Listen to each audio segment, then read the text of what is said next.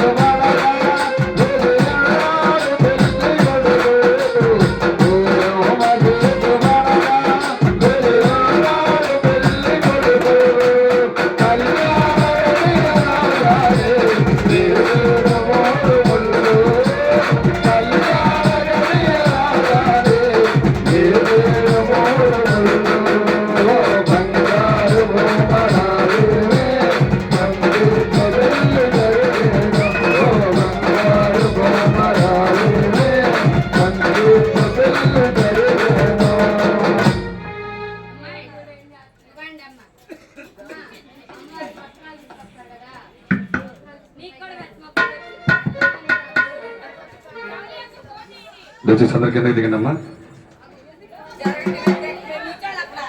కూర్చోండి అందరూ కూర్చోండి తల్లి. కూర్చోండి అమ్మా. ఇక ఆ విధంగా కళ్యాణ మండపానికి తీసుకుని రమ్మంటూ ఉన్నారు 2000 బ్రాహ్మణులందరూ కూడా.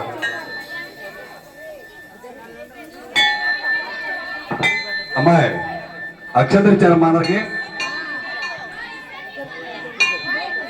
అమ్మ అక్షంతలు ఇచ్చారు అందరికి. ఇప్పుడే కాదు